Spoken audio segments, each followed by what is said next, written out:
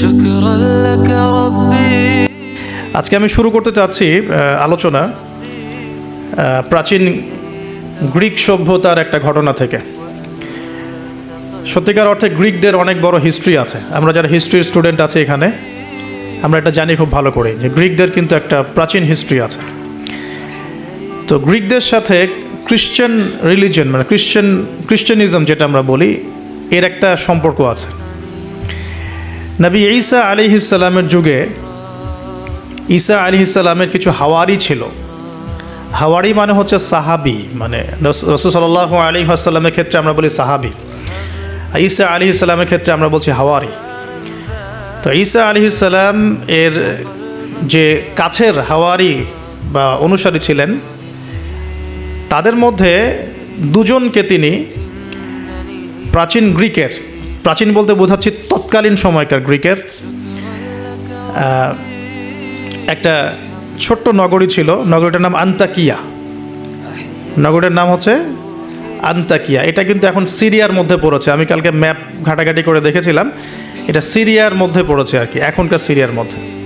তো এই সিরিয়ার সাথে গ্রিকদের, রোমানদের এবং খ্রিস্টানিজমের একটা সম্পর্ক আছে। এমনকি যখন খালেদ বিন ওয়ালিদ রাদিয়াল্লাহু আনহু তাদের সময় যখন এই যে পারস্য এবং রোম বিজিত হয়েছিল, তখনও কিন্তু এই জায়গাগুলো মুসলিমদের করতলগত হয়েছে। তো এই আন্তাকিয়া শহরের মানুষরা তৎকালীন সময় ছিল মুশরিক। এক কথায় কি ছিল? মুশরিক। আমরা মিলাতে পারি এটাকে আবু জেহেলের যুগের সাথে।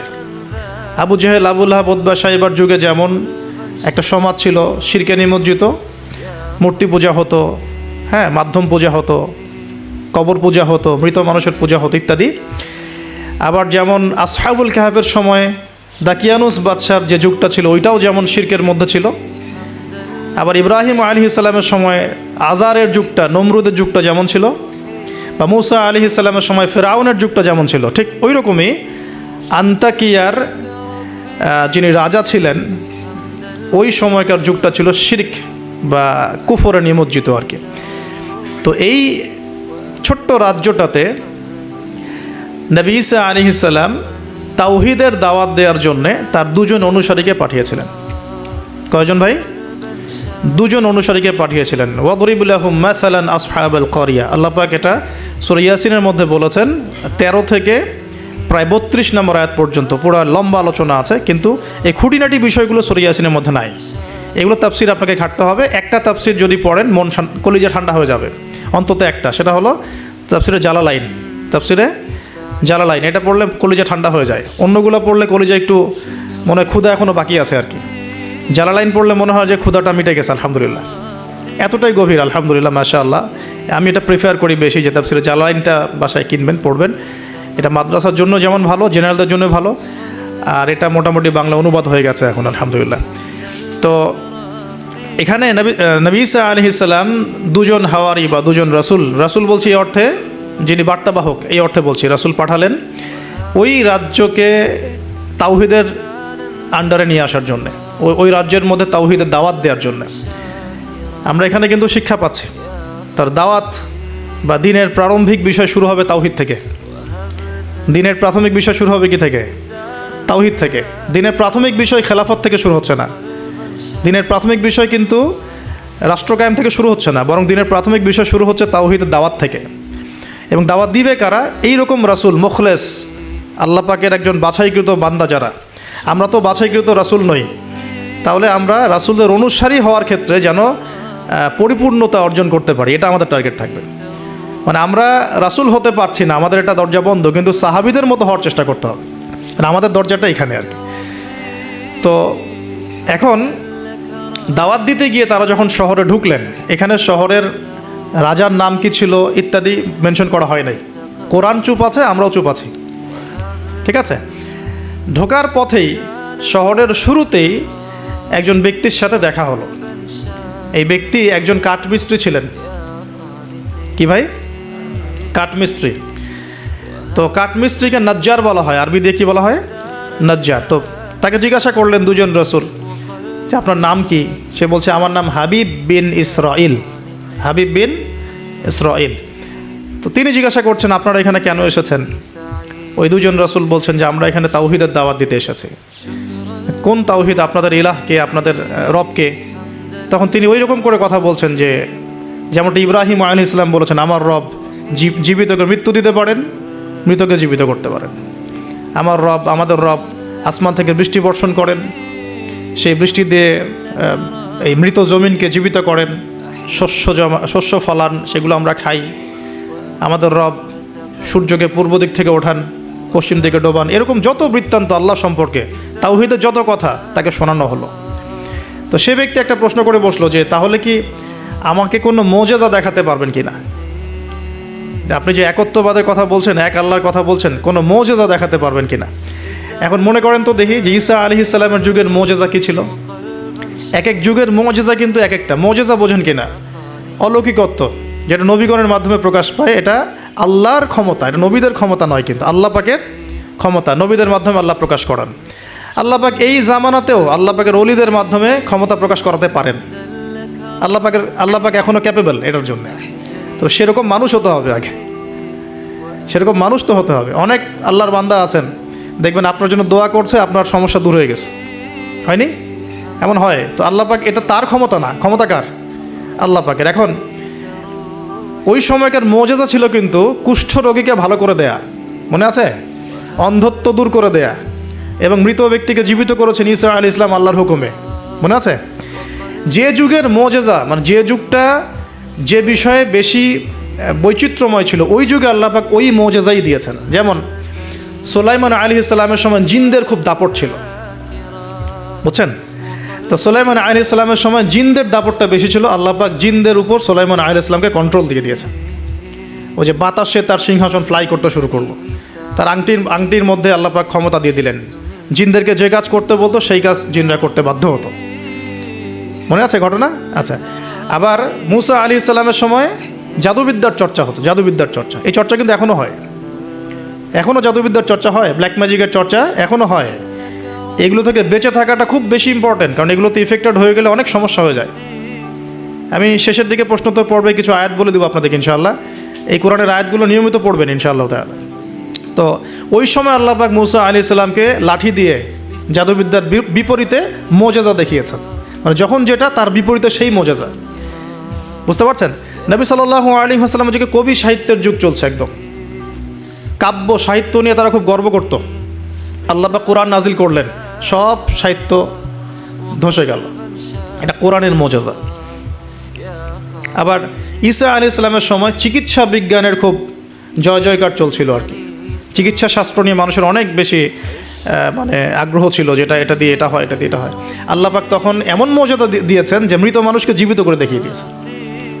তো এই দুই ব্যক্তিকে ওই নাজ্জার হাবিব বিন ইসরাইল, সে ব্যক্তি বলছে যে আমাদেরকে কোনো মোজেজা দেখাতে পারো কিনা। এখন সে বলছে ঠিক আছে, মোজেজা দেখাতে পারবো ইনশাআল্লাহ। আমার এই সন্তান, আমার এই ছেলে দীর্ঘদিন থেকে চোখে অসুখে ভুগছে, এক চোখ নষ্ট হয়ে যাচ্ছে, তুমি শেফা দিতে পারবে কিনা আল্লাহর হুকুমে। আল্লাহ পাকের দরবারে তারা সেজদায় পড়ে গেলেন, আল্লাহর কাছে সাহায্য চাইলেন, তার চোখে হাত বুলালেন, আলহামদুলিল্লাহ চোখ ভালো হয়ে গেল। এগুলো কিন্তু কোনো গালগল্প নয়। এবার হাবিবে নাজ্জার, তার কিন্তু বিশ্বাস হয়ে গেল, হ্যাঁ এটা তাওহীদের ফসল, এটা তাওহীদের ফসল। এবার তিনি দেনানদেন সাক্ষ্য দিলেন যে আশহাদু আল্লা ইলাহা ইল্লাল্লাহ ওয়া আন্না মুহাম্মাদান, তখন ছিল না, তখন ছিল কি ঈসা আব্দুল রূহুল্লাহ ওয়া আবদুহু, এরকম একটা কালিমা ছিল তখন, ঠিক আছে? তো তিনি মুসলমান হয়ে যেটা করলেন, ওই জনপদের থেকে নির্জনতা অবলম্বন করা শুরু করলেন। তিনি মুসলমান হয়ে কিন্তু জনপদের ভিতর ঢুকে পড়েন নাই, প্রথমে একটু নির্জনতা অবলম্বন করা শুরু করলেন, কারণ সমাজের সবাই কিন্তু মুশরিক। এখন ওখানে যদি আপনি সরাসরি ঢুকে যান, ঢুকায় আপনি এখন যদি জোরে জোরে তাকবীর দেওয়া শুরু করেন, তাহলে তো রিমান্ড হবে আর কি। তো তিনি নিজেকে একটু সেফ করে একা একা ইবাদত করা শুরু করলেন। এখানে আমাদের শিক্ষা আছে কিন্তু। আমি এই হাবিবে নাজ্জারের ঘটনা, ওই তৎকালীন সময়কার ওই আন্তাকিয়া শহরের শিরক, এগুলোর সাথে আপনি বর্তমান বিশ্বকে মেলাতে পারবেন। এখনকার বিশ্বের অবস্থাও কিন্তু মোটামুটি এরকমই। অনেক আলোচনা আমি আগে করেছি বিগত লেকচারগুলোতে, যে এই ওয়ার্ল্ডের প্রতিটা ডিপার্টমেন্টেই শিরক আছে, একদম এডুকেশন থেকে শুরু করে, শিক্ষা থেকে শুরু করে পলিটিক্স পর্যন্ত সবখানেই শিরক আছে। কোনো জায়গায় শিরক বাদ নাই। ইকোনমিক্সেও শিরক আছে, সামাজিক কালচারে শিরক আছে, আমাদের চিন্তা দর্শনে শিরক আছে, আমাদের মিডিয়ার মধ্যে শিরক আছে, আমাদের বুদ্ধিজীবীদের মধ্যে শিরক আছে, আমাদের রাজনীতিবিদদের মধ্যে শিরক আছে, আমাদের ধর্ম নেতাদের মধ্যেও শিরক আছে কোনো কোনো জায়গায়, আছে না? আছে। যদি আপনি ভালো করে খিজিরের মতো দেখতে শেখেন আপনি বুঝতে পারবেন এই ওয়ার্ল্ডটা শিরকের আন্ডারে আছে। তো এটা বাস্তব, সামনে মানুষ দেখবে এগুলো। এখন এই অবস্থায় হাবিবে নাজ্জার শহরে ঢুকে দাওয়াতি কাজ শুরু করেন নাই, একা একা তিনি নিজেকে তৈরি করেছেন, আগে তাস্কি আধ্যাত্মিক অর্থ অর্জন করার চেষ্টা করেছেন, ইবাদত বাড়িয়েছেন। এদিকে ওই দুজন রাসূল তারা শহরে প্রবেশ করলেন, বেশ কিছু সময় তারা মানুষকে দাওয়াত দেওয়ার চেষ্টা করলেন, কিন্তু মানুষ ইসলাম কবুল করছে না। ঠিক মক্কার অবস্থার মতোই। এই সূরাটা কোথায় নাজিল হয়েছে? মক্কায়। কোথায়? এই সূরা কিন্তু মদিনা নাজিল হয় নাই। তাহলে এই সূরার মধ্য দিয়ে আল্লাহ পাক রাসূল সাল্লাল্লাহু আলাইহি ওয়াসাল্লামকে শিক্ষা দিচ্ছেন, সাহাবীদেরকেও শিক্ষা দিচ্ছেন। ঠিক মাক্কি পরিবেশের মতোই তৎকালীন পরিবেশটা ছিল। আর মাক্কি পরিবেশ মানে, আমি অনেকদিন আগে বলেছি, মাক্কি পরিবেশ মানে শিরক, মাক্কি পরিবেশ মানে সুদ, রিবা, মাক্কি পরিবেশ মানে হচ্ছে মাদক, মাক্কি পরিবেশ মানে জেনা, ব্যভিচার, মেয়েদের মানহানি আর গোত্রীয় হানাহানি, এগুলো মক্কা। মক্কা মানে এইগুলো যেটা এখনকার ওয়ার্ল্ডে চলছে। আপনি যদি ছোট ছোট সেন্সে চিন্তা করেন না, তাহলে আমাদের সোসাইটিটাও মাক্কি। ছোট সেন্সে চিন্তা করেন, এখানে শিরক দিয়ে ভর্তি, রিবা সুদ দিয়ে ভর্তি, মাদক দিয়ে ভর্তি, মেয়েদের যে জেনা ব্যভিচার পর্নোগ্রাফি এগুলো দিয়ে ভর্তি, আর কি গোত্রীয় হানাহানি তো আছেই। এটা এখন পলিটিক্যাল হানাহানিতে রূপ নিয়েছে, কোনো কোনো জায়গায় ধর্মীয় হানাহানি হচ্ছে, মসজিদে ভাগাভাগি হচ্ছে। আছে মক্কার আদর্শ কিন্তু এখনও সমাজের মধ্যে আছে, খালি দার্শনিক দৃষ্টিভঙ্গিতে দেখতে শিখুন, একটু খিদিরের মতো দেখতে শিখুন। এখন দেখুন, এই দুজন রাসূল দাওয়াত দেওয়ার পর, দীর্ঘদিন দাওয়াত দেওয়ার পরে যখন মানুষ ইসলাম কবুল করছে না, তখন তারা প্রকাশ্যে মানে আল্লাহু আকবার, তাকবীর এটা দেওয়া শুরু করেছিলেন। যখনই বের হতেন তারা তাকবীর দিতেন, আল্লাহু আকবার, আল্লাহু আকবার, আল্লাহু আকবার, লা ইলাহা ইল্লাল্লাহ, লা ইলাহা ইল্লাল্লাহ, এভাবে প্রকাশ্য দাওয়াত দেওয়া শুরু করলেন। ঠিক আব্দুল্লাহ বিন মাসউদ রাদিয়াল্লাহু আনহুর মতো। নবী সাল্লাল্লাহু আলাইহি ওয়াসাল্লাম একদিন বললেন যে, কে আছো কুরাইশদেরকে কোরআন শোনাতে পারো? তারা তো কোরআন শুনতেই চায় না, কোরআন বললেই কানে আঙ্গুল ঢুকায় দেয়। হ্যাঁ, কোরআন বললেই তারা কাপড় দিয়ে মাথা আবৃত করে, এগুলো কোরআনে আছে কিন্তু। তখন আব্দুল্লাহ বিন মাসউদ, সুবহানাল্লাহ, রুয়াইয়াল গানাম বলা হতো তাকে, মানুষ তাচ্ছিল্য করতো, মানুষ তাকে তাচ্ছিল্য করতো। তার পা ছিল সরু, মানে চিকন সরু, পা দেখে আবু জেহেল হাসাহাসি করতো, সুবহানাল্লাহ। আর ওই পায়ের নিচেই আবু জেহেলের মৌত আল্লাহ লিখেছিলেন, সুবহানাল্লাহ। ওই পা দিয়ে তার আবু জেহেলের বুকের উপর পাড়া দিয়ে তিনি তাকে গর্দান কেটেছেন বদরের মাঠে।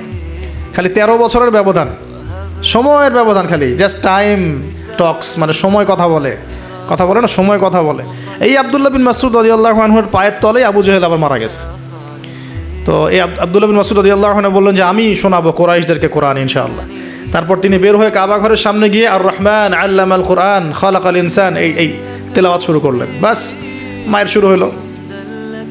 এখন যদি আপনি বের হয়ে সবার সামনে বলেন, আল্লাহর হুকুম ছাড়া কোনো হুকুম নাই, ইনিল হুকমু ইল্লা লিল্লাহ, আল্লাহর হুকুম ছাড়া কোনো হুকুম নাই, ওয়া মান লাম ইয়াহকুম বিমা আনজালাল্লাহ ফাউলাইকা হুমুল কাফিরুন, মায়ের একটা মাটিতে পড়বে? একটাও গায়েবী হয়ে যেতে পারেন আপনি, নাই, আউট অফ হিস্ট্রি। আপনি আপনার কথা মানুষ ভুলেই যাইতে পারে, হয় না এমন? আর যদি জাতিসংঘে গিয়ে বলেন যে এর যত বেজ আছে সব শিরকের উপর আছে, সারা ওয়ার্ল্ডের মধ্যে শুধু ইসলামিক খেলাফা চলবে, তাইলে কি হবে? তো এই অবস্থা হয়েছে আব্দুল্লাহ বিন মাসউদ রাদিয়াল্লাহু আনহুর। বেচারা মক্কায় গিয়ে কাবা ঘরের সামনে গিয়ে বলছে, লা ইলাহা ইল্লাল্লাহ, আল্লাহ ছাড়া কোনো মাবুদ নাই, আর রহমান আল্লামাল কোরআন খালাকাল ইনসান আল্লামাহুল বায়ান, হ্যাঁ, ফাবিআইয়ি আলাই রাব্বিকুমা তুকাযযিবান। বাস, আবু জেহেল, আবু লাহাব, উতবা, সাইবা সবগুলো মেরে মারা শুরু করেছে। তাহলে শিক্ষা হচ্ছে এগুলো সুন্নত। শিক্ষাটা কি? দিনের পথে যদি সত্যিকার কেউ ইফোর্ট দেয়, তাহলে এই জিনিসগুলো তার ভাগ্যে আসবে। এই নির্যাতন, নিপীড়ন বা অপদস্থতা তার ভাগ্যে আসবে। যাদের ভাগ্যে আসছে না, 100% বলতে পারবো যে সেটা সঠিক পথ নয়, 100%। হ্যাঁ, সঠিক পথের ডানে বামে আমরা চোরা রাস্তা খুঁজি, তো এই সঠিক ক, সঠিক খ, সঠিক গ, হ্যাঁ, সঠিক অল্প সঠিক, বেশি সঠিক, একটু বেশি সঠিক, মানে এরকম আর কি। সত্যিকার অর্থে ওই রকম সঠিক পথে গেলে এগুলো আসবেই। তো এটা একটা ফলসিফিকেশন টেস্ট, যাদের উপর এগুলো আসতেছে সন্দেহ নাই যে ইনশাআল্লাহ তারা সঠিক পথে আছে। তারা সারা দুনিয়া থাক না থাক, ওই ব্যক্তি সঠিক পথে আছে, না হলে তার উপরে এগুলো আসতো না। এখন যাই হোক, ওইদিকে যাচ্ছি না আমি। এখানে এই দুজন রাসূল সেম ভূমিকা পালন করলেন। ব্যাস, এবার রাজা তাকে গ্রেফতার করা শুরু করলো। কোন রাজা? আন্তাকিয়া শহরের রাজা রাজা কিন্তু খ্রিস্টান ধর্মাবলম্বী ছিলেন, রাজা খ্রিস্টান ধর্মাবলম্বী ছিলেন না। খ্রিস্টান ধর্মাবলম্বী হওয়ার জন্য ঈসা আলাইহিস সালাম তাকে দাওয়াত দিচ্ছিলেন এই দুজন রাসূলের মাধ্যমে। তো রাজা তখন এই দুজন ব্যক্তিকে ধরে রেখে দিল। এই দুজন ব্যক্তির নাম এক একটা কিতাবে এক এক রকম এসেছে। আমি 3টা নাম পেয়েছি আর কি। একটা হচ্ছে, প্রথম ব্যক্তির নাম ছিল ইউহান্না, হ্যাঁ। দ্বিতীয় ব্যক্তির নাম ছিল রাসূল, কিন্তু তারা মানে কার রাসূল? ঈসা আলাইহিস সালামের প্রেরিত দূত। এই দূত অর্থে বলছে রাসূল। একজনের নাম ছিল বাউলাস, একজনের নাম হচ্ছে ইউহান্না, একজনের নাম কি ছিল? বাউলাস। আর অন্য একটা বর্ণনা আসছে যে একজনের নাম ছিল সাদেক, আর একজনের নাম ছিল মাসদুক। একজনের নাম সাদেক, একজনের নাম মাসদুক। আচ্ছা, এই দুজন এখন গ্রেফতার। তো এবার তাদেরকে রেখে দেওয়া হয়েছে। ঈসা আলাইহিস সালাম আরও একজন ব্যক্তিকে তাদের সাহায্যের জন্য পাঠালেন। এটাই হলো কোরআনের এই আয়াতটা, যে ওয়াদরিব লাহুম মাসালান আসহাবাল ক্বরিয়া ইয জাআহাল মুরসালুন ইয আরসালনা ইলাইহিম ইসনাইন ফাকাযযাবুহুমা ফাআজ্জাজনা বিসালিস। যখন তাদের দুইজনকে অস্বীকার করা হলো, আমি আরও একজনকে পাঠালাম। এই আরও একজনের নাম হচ্ছে আপনার শামউন। কি নাম? শামউন। এই শামউন ছিল খুবই বিচক্ষণ। এখান থেকে আমাদের শিক্ষা আছে একটা, যারা দাওয়াতি কাজ করতে চান, দিন নিয়ে চলতে চান, দিন প্রচার করতে চান, বা দিন নিয়ে বড় স্বপ্ন দেখেন, এই শামউনের মধ্যে শিক্ষা আছে। কীরকম শিক্ষা? এই শামউন গিয়ে সরাসরি তাদেরকে বলল না যে আমি ওই দুজনকে বাঁচাতে আসছি, বরং শামউন নিজের পরিচয় গোপন করে ফেলছে। শামউন নিজের পরিচয় গোপন করে সে অর্ডিনারি মানুষের রূপে সমাজে মেলামেশা শুরু করলো। সে মোটামুটি একটা ছদ্মবেশ ধারণ করেছে আর কি, এবং আস্তে আস্তে আস্তে আস্তে রাজার ঘনিষ্ঠ মানুষদের সাথে তার একটা সম্পর্ক তৈরি হয়েছে। এমনও বহু মানুষ কিন্তু এখন সমাজের মধ্যে আছে না? সরাসরি ইমান জানান দিতে পারে না, কিন্তু ভিতরে ভিতরে ইসলামকে সমর্থন করে, আছে না? আমাদের প্রতিটা ডিপার্টমেন্টে এমন ভাই বোন আছে কিন্তু, যারা ইসলামকে মন থেকে সাপোর্ট করে, কিন্তু হয়তো চাকরির ভয়, এইটার ভয় মানে এক্সপোজ করতে পারে না। তো প্রথমত সে সেভাবে নিজেকে গুটিয়ে নিল। এক পর্যায়ে রাজার কাছে তার নাম ছড়িয়ে পড়লো। সে একদিকে তাদের সাথে মেশে, আরেকদিকে সে আল্লাহর কাছে দোয়া করে, নামাজ পড়ে, সেজদা করে। সে কিন্তু একজন আধ্যাত্মিক গুণান্বিত মানুষ। এক পর্যায়ে রাজার দৃষ্টি আকর্ষিত হলো তার প্রতি। ওই যে ইউসুফ আলাইহিস সালামের প্রতি রাজার দৃষ্টি আকর্ষিত হয়েছিল না? স্বপ্নের ব্যাখ্যা কেউ দিতে পারে না, ইউসুফ দিয়ে দিলেন। 7 বছর দুর্ভিক্ষ হবে, ওকে আমার কাছে নিয়ে আসো, ওকে আমার কাছে নিয়ে আসো, আমি তাকে আমার নিকটস্থ কাছের মানুষ বানিয়ে দিব। তো রাজা বা শাসক যদি সৎ হন, মনের মধ্যে যদি সততা থাকে না, তিনি খুঁজে বের করতে পারবেন কার দ্বারা আসলে জাতির খেদমত হওয়া সম্ভব। এটা দায়িত্ব তাদের, খুঁজে বের করা যে কোন মানুষদেরকে কাছে নিয়ে আসলে দেশের বা জাতির খেদমত হবে। এই সৎ সাহস তো সবাই দেখাতে পারে না এখন এই ব্যক্তি, এই রাজা মোটামুটি এদিক থেকে বিচক্ষণ ছিল। সে এই শামউনকে কাছাকাছি নিয়ে আসলো, নিয়ে এসে বলল যে তোমার সব কথাবার্তা আমার কাছে খুব ভালো মনে হয়, তোমার জ্ঞানতাত্ত্বিক কথাবার্তাগুলো তুমি বলো, এগুলো খুব ভালো মনে হয়, তো তুমি আমার কি উপকার করতে পারো? তো শামউন বলছে যে আমি শুনেছি যে আপনার জেলখানায় 2জন ব্যক্তি আছে। কোন 2জন? আগে 2জন গ্রেপ্তার। তো তাদের ব্যাপারে আপনার কি মন্তব্য? আমার মন্তব্য, আমি আসলে ভাবার সময় পাইনি তাদেরকে নিয়ে, রাজা খুব ব্যস্ত ছিল। তাকে আমার কাছে নিয়ে আসেন, আমি কিছু কথা বলতে চাই তাদের সাথে। শামউনের কথা শুনে রাজা নিয়ে আসলেন তাদের 2জনকে। এবার শামউন কৌশলে এই 2 ব্যক্তির মাধ্যমে রাজাকে দাওয়াত দিচ্ছে। শামউন এদেরকে বলছে যে তোমরা কোন আল্লাহর ইবাদত করো, কোন আল্লাহর কথা বলছো, আমাদের এখানে তো এমন কোনো আল্লাহ নাই। তখন তারা আবার ব্যাখ্যা দিচ্ছে, আমরা সেই আল্লাহর কথা বলি যে আল্লাহ ছাড়া কোনো ইলাহ নাই, যিনি আসমান থেকে বৃষ্টি বর্ষণ করেন, যিনি মৃতকে জীবিত করেন, ইত্যাদি ইত্যাদি। তাওহীদের সব কথা তারা বলা শুরু করলেন, এবং রাজা কিন্তু শুনছে। শোনার মাধ্যমকে শামউন নিজে। তাহলে এখানে আমাদের শিক্ষা আছে না? তা আপনারা একটু ইসলামের পথে আসলেই সমাজ থেকে ডিসকানেক্টেড হতে চান কেন? সমাজের মধ্যেই থাকতে হবে, সমাজের মধ্যে থেকেই আপনি সমাজের ভিতর ইসলাম ছড়িয়ে দিবেন ইনশাআল্লাহ। ঠিক আছে? ইনশাআল্লাহ একদিন সমাজ পরিবর্তন হবে। আমরা যদি সমাজ থেকে ডিসকানেক্টেড হয়ে যাই, তাহলে তো সমাজ নষ্ট হয়ে যাবে। তো দেখুন, অনেক যুবক ছেলে আমাদেরকে বলে, ভাইয়া নামাজ পড়তাম না, এখন নামাজ পড়ি, এখন বিসিএস পরীক্ষা দিব না ভাবছি। কেন দিবেন না? ওর সাথে কী সম্পর্ক, ওর সাথে কী শত্রুতা? আপনি আরও বড় বড় পোস্টে যান, মানুষকে তাওহীদের দাওয়াত দেন, তাওহীদ প্রতিষ্ঠার চেষ্টা করেন। আল্লাহ হেফাজত করুন, আল্লাহ তৌফিক দান করুন। এখন এই শামউনের থ্রু দিয়ে এই 2 ব্যক্তি রাজাকে দাওয়াত দিলেন, মাশাআল্লাহ। এবার রাজা জিজ্ঞাসা করছে যে কোনো মোজেজা আছে নাকি, কোনো অলৌকিকত্ব দেখাতে পারবে?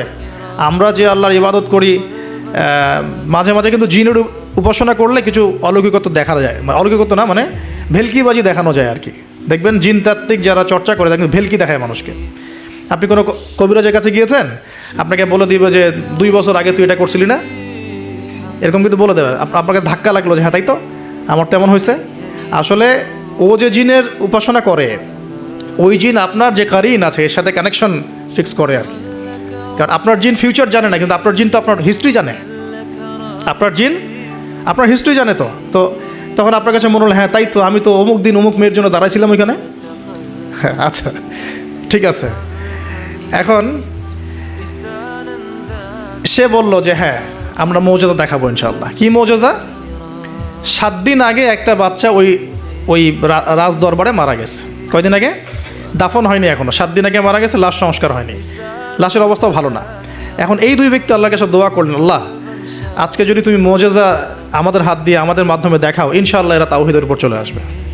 তো আল্লাহ রাব্বুল আলামিন মুআজিজা দেখালেন, ওই 7 দিনের মৃত বাচ্চা জীবিত হয়ে উঠল। এবার জীবিত হয়ে সে বলে উঠল যে আমি আসমানে দেখেছি, এই বাচ্চা বলছে এবার, আমি আসমানে দেখেছি একজন সুন্দর মানে চুলের বর্ণনা দেওয়া হয়েছে যে আমরা যেটাকে সিল্কি চুল বলি আর কি, লম্বা কাত পর্যন্ত সিল্কি চুলওয়ালা একজন মানুষ, একজন ব্যক্তি 3 জনের জন্যে আল্লাহর কাছে দোয়া করছে। কয়জনের জন্যে?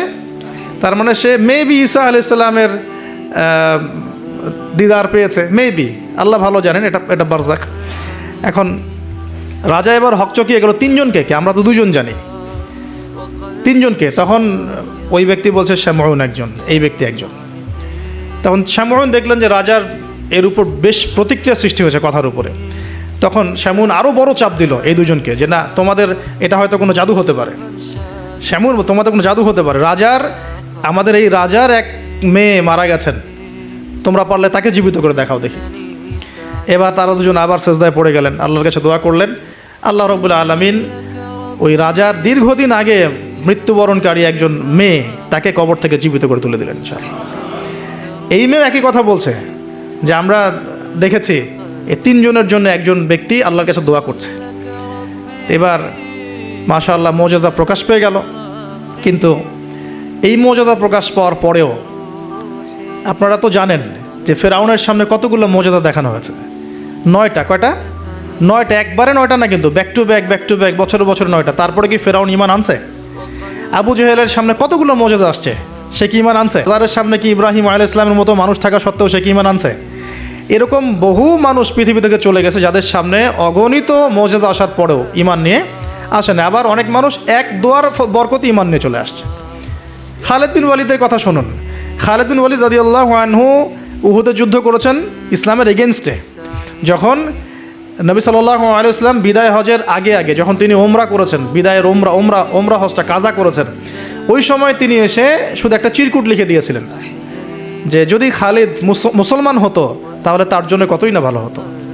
নবীজি এটাও বলেননি খালিদ আসো ইসলাম কবুল করো, তোমার আগের সব গুনাহ মাফ হয়ে যাবে, এটা এতটুকু বলেন নাই। নবীজি বলেছেন, খালি চিরকুটে লিখে দিয়েছেন যে যদি খালিদ ইসলাম কবুল করতো তাহলে কতই না ভালো হতো। এই একটা কথাই তার মনে এমন দাগ কেটেছে, তিনি নিজে গিয়ে মদিনা ইসলাম কবুল করে আসছেন। আর তারপরে তো জানেন তার হাতে ইসলামের কতগুলো বিজয় হয়েছে, প্রায় 80 থেকে 100টা ব্যাটেল তিনি লড়ছেন ইসলামের জন্য, এবং কোনো ব্যাটেলেই তিনি কিন্তু পরাজিত হন নাই। তাকে বলা হয় সাইফুল্লাহ, আল্লাহর তরবারি। এখানে একটা কথা বলি, এই মানুষকেও শয়তান ওয়াসওয়াসা দিত।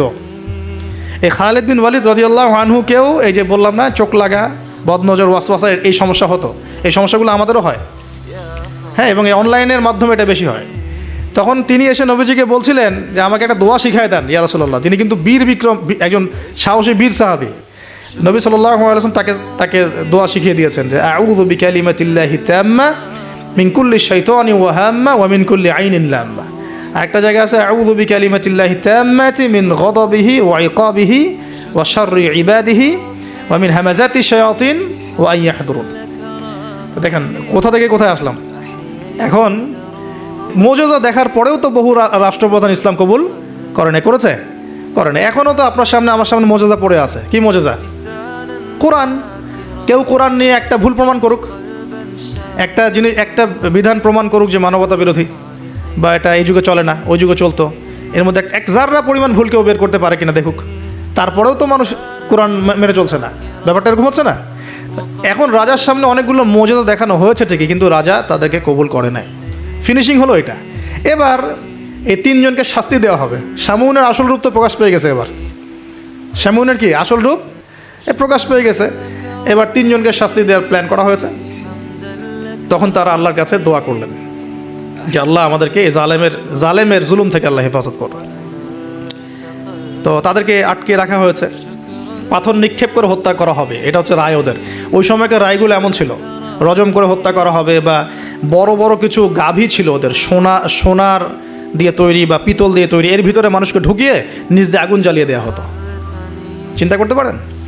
তারপরে শুলদণ্ড ছিল, পিছনের রাস্তা দিয়ে লোহা আছে না, পেঁচানো লোহা বাকিয়ে ঢুকিয়ে মাথার মগজ দিয়ে বের করে দেওয়া হতো। এগুলো ছিল শুলদণ্ড। একজন সাহাবী খুবাইব রাদিয়াল্লাহু আনহুকে এইভাবে দণ্ড দিয়ে হত্যা করা হয়েছে, নাউযুবিল্লাহ। সুবহানাল্লাহ। আল্লাহ পাক তাকে জান্নাতের শীর্ষ মর্যাদা দান করুন, দোয়া করে। তো এবং তিনি ওই যে বলেছিলেন ইন্তেকালের আগে, লাস্তু উবালি হিনা উকতালু মুসলিমান আলা আই জামবিন কানা লিল্লাহি মাসরাই। ওনাকে বলা হচ্ছিল যে তোমার জায়গায় মুহাম্মদ সাল্লাল্লাহু আলাইহি ওয়াসাল্লামের যদি নখ কেটে ফেলি তুমি কি মুক্তি নিবা? তো তখন তিনি বলেছিলেন যে লাস্তু উবালি হিনা উকতালু মুসলিমান, আমি কোনো পরোয়াই করি না যখন আমাকে মুসলমান রূপে শহীদ করা হচ্ছে। আলা আই জামবিন কানা লিল্লাহি মাসরাই, আমাকে যেদিকেই পাশ ফেরানো হোক না কেন সেটা আল্লাহর জন্যই। ওয়াযালিকা লিল্লাহি ওয়া ইয়াশা, তিনি এমন একজন ইলাহ যিনি চাইলে ইউবারিকা আলা ফি কুল্লি শিলুইন মুমাজ্জা, তিনি আমার প্রত্যেকটা গোস্তের টুকরায় হাড্ডিতে বরকত দিতে পারেন। তো এই সাহাবীর ইন্তেকালের খবর মদিনায় পৌঁছে যায়। এটা পড়ে নিয়েন, এটা রাজির ঘটনা, রাজির ঘটনার মধ্যে পাবেন। সিরাত অবশ্যই পড়বেন, আর আমার জন্য দোয়া করবেন যে আমি চেষ্টা করছি যে আগামী বইমেলা আসার আগেই সিরাতের উপর একটা অনবদ্য কিতাব লেখার জন্য। আল্লাহ পাক তৌফিক দান করুন। সমস্ত সিরাতের বইগুলোকে একত্রিত করে, এবং আমার টুকটাক কিছু গবেষণা আছে ভাঙাচুরা, সহজ সাধ্যভাবে যাতে ইয়াং জেনারেশন খুব সহজে বুঝতে পারেন সিরাটাকে, একটা মোটামুটি 500,000 পৃষ্ঠা একটা বই আসবে ইনশাআল্লাহ আযজা ওয়া জাল্লা। আল্লাহ পাক তৌফিক দান করুন, আমিন। তো অনেকে অনেক টপিকের কথা বলেছিলেন আমাকে যে এটা নিয়ে লিখেন, এটা নিয়ে লিখেন, ভাই এটা নিয়ে লিখেন, ভাই আখিরুজ্জামান নিয়ে লিখেন, ঠিক আছে? তো আমি বললাম যে না, আগে রাসূল সাল্লাল্লাহু আলাইহি ওয়াসাল্লামের বরকত দিয়ে শুরু হবে ইনশাআল্লাহ। কারণ আল্লাহ নবীর বরকত যার কপালে নসিব হবে ইনশাআল্লাহ তার ফিউচারটা ভালো হবে ইনশাআল্লাহ। তো আল্লাহ পাক আমাদেরকে সহজ করুন, তৌফিক দান করুন।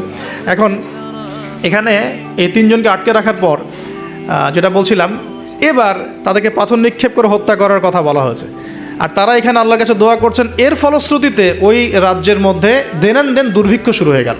কী হলো ভাই? একদম দুর্ভিক্ষ। ওয়ার্ল্ড কি আসতেছে দুর্ভিক্ষের দিকে? আসতেছে, সবর করেন। তো এখন আমি একটা লেকচারে বলেছিলাম যে এই ইকোনমিক স্যাংশন বা ইকোনমিক ইনফ্লুয়েশন যেগুলো হয়, এগুলো থেকে বাঁচার জন্য সূরা ইউসুফের মধ্যে একটা হেদায়েত আছে। ওই সূরা ইউসুফ আলাইহিস সালামের 7 বছর মেয়াদি যে পরিকল্পনা, ওই পরিকল্পনা যদি কেউ বাস্তবায়ন করে কোনো রাষ্ট্রে দুর্ভিক্ষ হবে না ইনশাআল্লাহ। যদি হয়ও, আল্লাহর হুকুমে যদি হয়ও, ইনশাআল্লাহ জনগণ না খেয়ে মরবে না। ওই 7 বছরের মেগা পরিকল্পনা কি সেটা একটু সূরা ইউসুফ ঘাটে দেখেন।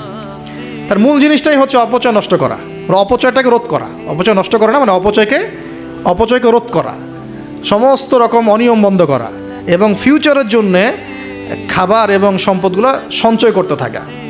যেমন আমরা কিন্তু অনেক অপচয় করি, খাবার নষ্ট করি, গ্যাস নষ্ট করি, তেল নষ্ট করি, নষ্ট করি, কিন্তু আবার প্রয়োজনের চেয়ে বেশি ব্যবহার করি। আবার দেখা যায় যে অনেক প্রকল্প হাতে নিচ্ছি কিন্তু পুরোপুরি বাস্তবায়িত হচ্ছে না, দুর্নীতি হচ্ছে, ইত্যাদি ইত্যাদি। এইগুলোকে যদি বন্ধ করা যায়, আপনি ইন ফিউচার একটা জাতির ইকোনমিক বিষয়টা সাস্টেইন করতে পারবেন ইনশাআল্লাহ। তো আমি ইকোনমিক্স নিয়ে অন্য একদিন ইনশাআল্লাহ কোনো একটা সেমিনার করবো ইনশাআল্লাহ তাআলা। আজকে বলছি এতটুকু যে ইউসুফ আলাইহিস সালামের অর্থনৈতিক যে মেগা পরিকল্পনা 7 বছর, এটা যে নিতে পারবে, যে সমাজ, যে রাষ্ট্র গেইন করবে ইনশাআল্লাহ, সাকসেস। তো এই জিনিসগুলো আমাদের ঊর্ধ্বতন কর্তৃপক্ষ থেকে বোঝানো উচিত, দাওয়াতটা পৌঁছানো উচিত। হয়তো বা তারা জানেন না, এমন হতে পারে যে তাদেরকে যুগের সাথে তাল মিলিয়ে কেউ বোঝাতে পারেনি এখন পর্যন্ত, এমন হতে পারে। এই জন্য আমরা সবার প্রতি আমভাবে দাওয়াতের নসিহত করব, কারোর প্রতি আমরা কোনো শত্রুতা পোষণ করতে যাব না। কারণ আমাদের সমাজের এই মানুষগুলো কিন্তু আমাদেরই ভাই, আমাদেরই বোন, আমরাই। তো হয়তো কেউ হেদায়েত পেয়েছে, কেউ পায় নাই, কেউ বুঝে আসছে, কেউ আসে নাই, ইত্যাদি। এখন এই মানুষগুলো দোয়া করছেন তিনজন, এইভাবে বলছি, ইউহান্না, বাউলাস এবং শামউন, হ্যাঁ, অথবা অন্য বর্ণনা আছে সাদেক, মাসদুক এবং শামউন। তারা দোয়া করছেন, এদিকে দুর্ভিক্ষ চলছে। এখন জনগণ তাকে বলা শুরু করলো যে ইন্না তাতায়্যারনা বিকুম, তোমাদেরকে আমরা এখন অশুভ মনে করা শুরু করেছি, তোমাদেরকে আমরা অশুভ, অলক্ষণ মনে করছি। সূরা ইয়াসিন পড়ে দেখেন, আমরা তোমাদেরকে অলক্ষ্য বলি না, কুলক্ষণ, অলক্ষণে, এরকম কথা বলি না, তোমাদেরকে আমরা এখন অলক্ষণে মনে করছি। যদি তোমরা এই তোমাদের এই দাওয়াত বন্ধ না করো, আমরা তোমাদেরকে রজম করে হত্যা করব। এবার রজমের প্রিপারেশন নেওয়া হচ্ছে।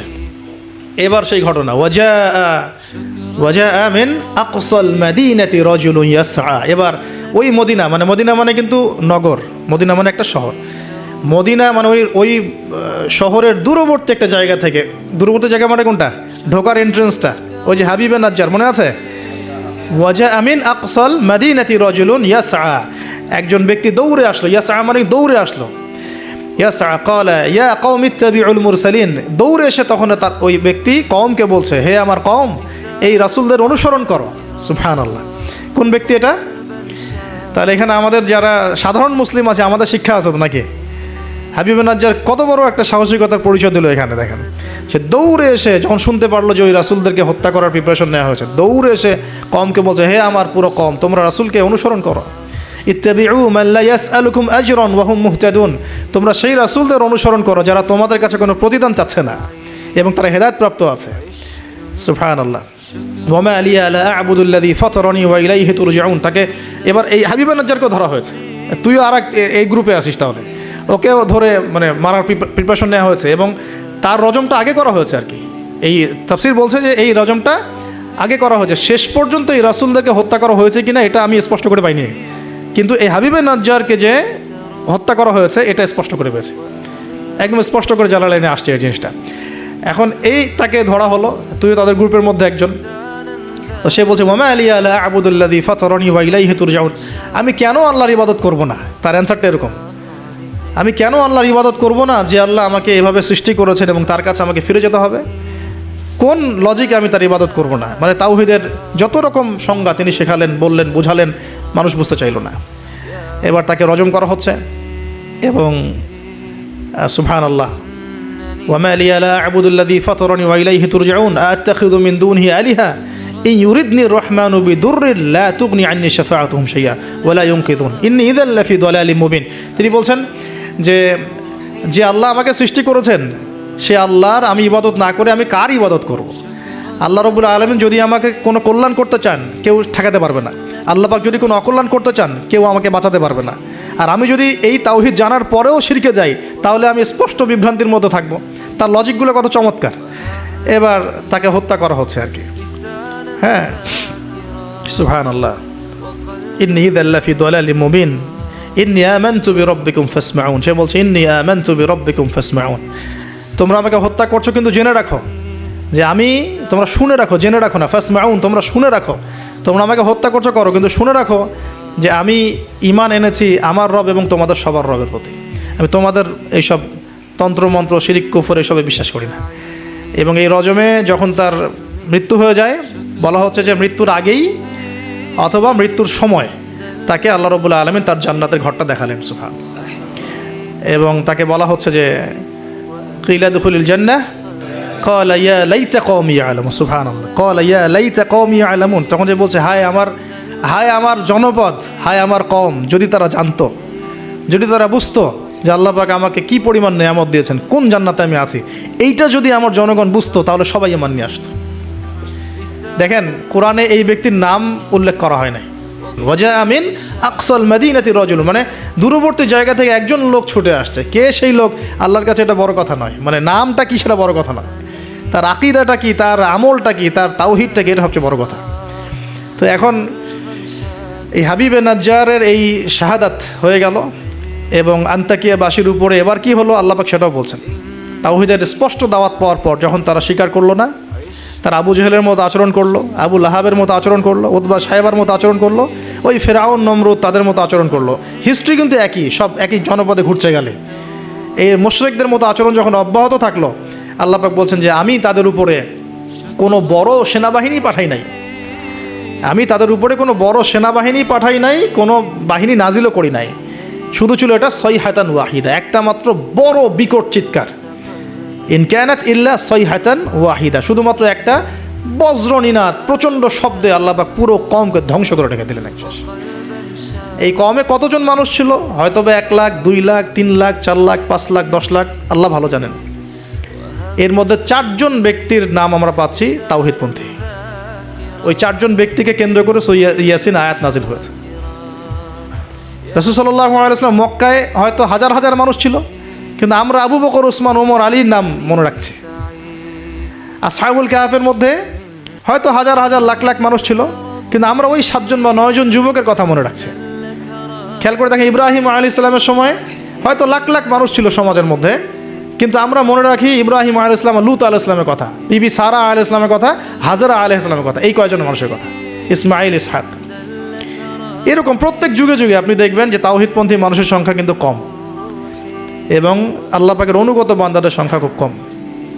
এই ঘটনাটা আল্লাহ রাব্বুল আলামিন এই আন্তাকিয়াবাসীর এই ঘটনাটাকে সূরা ইয়াসিনের এই 13 থেকে প্রায় 32 নম্বর আয়াত পর্যন্ত পুরোটা নিয়ে আসছেন, এবং এর মধ্য দিয়ে আল্লাহ রাব্বুল আলামিন আমাদেরকে যে মেসেজগুলো দিতে যাচ্ছেন সেটা হলো, যে পয়েন্ট আকারে ফাইন্ড আউট করি। দেখুন, ফার্স্ট অফ অল রাসূলদের কাজ যারা করবেন, মানে রাসূলের কাজ মানে কি? দাওয়াতি কাজ, তাবলীগের কাজ, মানুষকে তাওহীদের প্রচার করবেন, প্রসার করবেন, দিনের ফিকির করবেন, দিন নিয়ে দিন প্রতিষ্ঠার স্বপ্ন দেখবেন, তাদেরকে সর্বপ্রথম আগে তাওহীদপন্থী হতে হবে।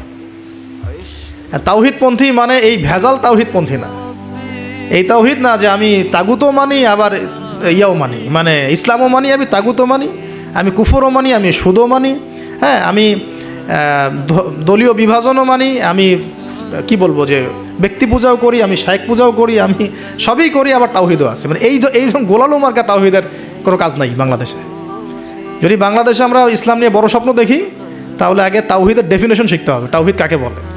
লা ইলাহা ইল্লাল্লাহ মানে আল্লাহ ছাড়া কিছুই নাই, এই কথা স্পষ্ট করে আমাদের বলার মতো সৎসাহস থাকা উচিত এবং বলার মতো যোগ্যতা থাকা উচিত। মানুষকে বোঝানোর ক্ষমতা থাকা উচিত যে লা ইলাহা ইল্লাল্লাহ মানে কি।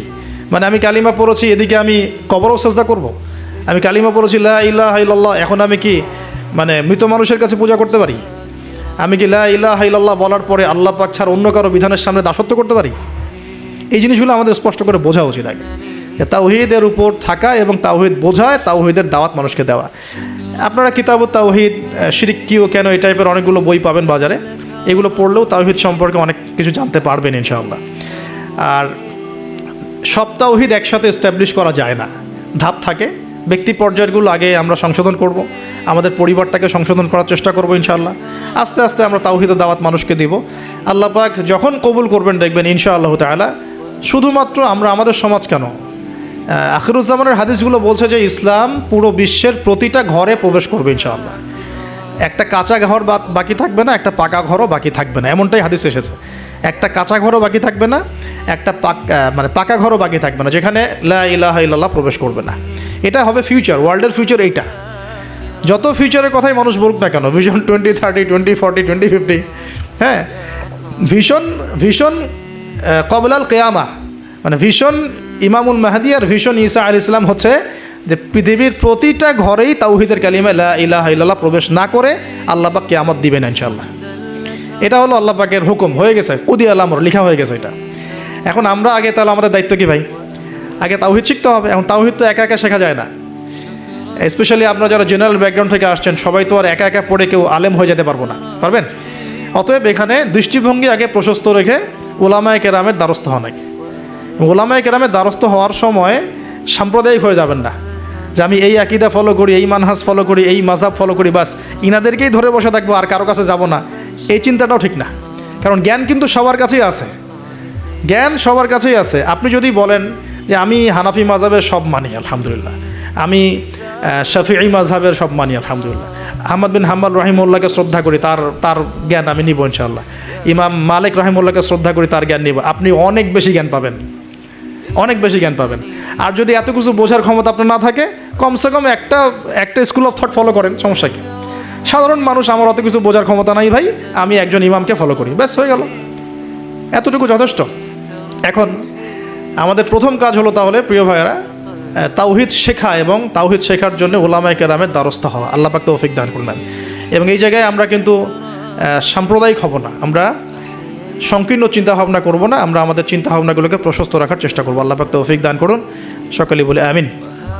সেকেন্ড পয়েন্টটা আমরা ফাইন্ড আউট করতে পারি, দেখুন, দাওয়াত দেওয়ার সময় রাসূলগণ কিন্তু ধনী গরিব ভেদাভেদ করে দাওয়াত দেন। হাবিবে নাজ্জার কী ছিল পেশা? একজন কাঠমিস্ত্রি। আমরা তো রিক্সাওয়ালাকে দাওয়াত দিয়ে গিল্টি ফিল করি, আমাদের প্রেস্টিজ ইস্যু হয়, ওকে দাওয়াত দিব কিসের ইসলামে? হ্যাঁ, তো আমরা সমাজে ছোট বড় ধনী গরিব পাপী ফাসেক জালেম মুত্তাকি সব শ্রেণীর মানুষের মধ্যে দাওয়াতি কাজ করবো ইনশাআল্লাহ। আল্লাহ পাক তৌফিক দান করুন, আমিন। এই দাওয়াতি কাজটা হবে দুইভাবে, একটা হচ্ছে অমুসলিমদের মাঝে ইসলামের দাওয়াত, অমুসলিমদের মাঝে তাওহীদের দাওয়াত, ইসলামের দাওয়াত। এখানে তো অমুসলিম সোসাইটি ছিল আন্তাকিয়ায়, তো অমুসলিমদের মাঝে তাওহীদের দাওয়াত এটা বেশি জরুরি বাংলার মাটিতে, কারণ এখন প্রচুর মানুষ দিন দিন কিন্তু অমুসলিম হয়ে যাচ্ছে মুসলিম থেকে, আপনারা জানেন কিনা জানি না। যারা পার্বত্য অঞ্চলে, বর্ডার এলাকায়, উত্তরাঞ্চলে বিভিন্ন জায়গায় আমরা তো সফর করি, আমরা তো জানি বিভিন্ন জায়গায় এমনও ঘটনা ঘটেছে যে মানুষ দলে দলে খ্রিস্টান হওয়া শুরু করেছে। দেখুন রাসূল সাল্লাল্লাহু আলাইহি ওয়াসাল্লাম আমাদের মাঝে এখন সশরীরে নাই, তা তিনি কি রেখে গেছেন আমাদের জন্য? এই দিনটাই তো। তা আমরা, আমার পকেটেও তাসবিহ দানা আছে, গুনতে সহজ লাগে, আল্লাহুম্মা সাল্লি আলা মুহাম্মদ, আল্লাহুম্মা সাল্লি আলা মুহাম্মদ, এটা গোনা তো সহজ, বসে বসে দরুদ পড়া তো সহজ, কিন্তু রাসূল সাল্লাল্লাহু আলাইহি ওয়াসাল্লামের দিনের হেফাজত করা তো এত সহজ না। তাহলে কোন কাজটা করলে আমরা বড়মুখ করে রাসূলের সামনে দাঁড়াতে পারবো কিয়ামতের দিন? তার দিনের হেফাজত করলে। তো আমরা অমুসলিমদের মধ্যে দাওয়াতি কাজ তো করছি না, যারা করছে তাদের সংখ্যা খুবই কম। আর যে দলে দলে দিন দিন মানুষ মুসলমান থেকে অমুসলিম হচ্ছে, এই ফিকিরও আমাদের নাই, এই ফিকিরও আমাদের মধ্যে নেই। আমরা তো পড়ে আসি ভাই, সত্যি কথা বলতে আমরা পড়ে আসি হাত বাঁধা নিয়ে আর কি। হাত বাঁধবো কোথায়? পায়ে পা কি কেমন করে লাগবো, কেনি আঙ্গুল নাকি গোড়ায় গোড়া? মানে আমাদের চিন্তা ভাবনাগুলো অনেক বিশাল, আমরা একদম মানে ওয়ার্ল্ড নিয়ে চিন্তা করতেছি। হ্যাঁ, আমরা চিন্তা করতেছি একদম ইসলামিক রেভলিউশন, খিলাফা, এই সেই, অথচ বাস্তবিক অর্থে আমাদের চিন্তা কোন জায়গায়? কেনি আঙ্গুলে না গোড়ায়? আপনি হাতটা উঠাবেন না, আপনি বাঁধলেন কোথায়? অনেকের অ্যাটিটিউড এতটাই এগ্রেসিভ যে মনে হয় যে হাত নিচ থেকে উপরে আসা মানে হচ্ছে অমুসলিম থেকে মুসলমান হয়েছে। আগে অমুসলিম ছিল, ভাবটা এমন যে আগে মুসলমান ছিলাম না ভাই, আগে দিন কিছুই বুঝতাম না, এখন আমি একদম পরিপূর্ণ সহিতে আসছি। তার মানে আগে আপনি সহিতে ছিলেন না। তো যারা এখন যে কোনো একটা মাযহাব ফলো করে, যেমন হাম্বলি মাযহাব ফলো করে মিডল ইস্টের মানুষরা, তারা বেশিরভাগই হাম্বলি মাযহাব ফলো করে। মালিকি মাযহাব ফলো করে দেখেন আফ্রিকান কন্টিনেন্টের মানুষরা। ইন্দোনেশিয়ার ওদিকে যাবেন, মালয়েশিয়া, ওখানে দেখবেন শাফিঈ মাযহাব প্রচুর। এই সাবকন্টিনেন্টের মধ্যে হানাফি মাযহাবের প্রচলনটা বেশি।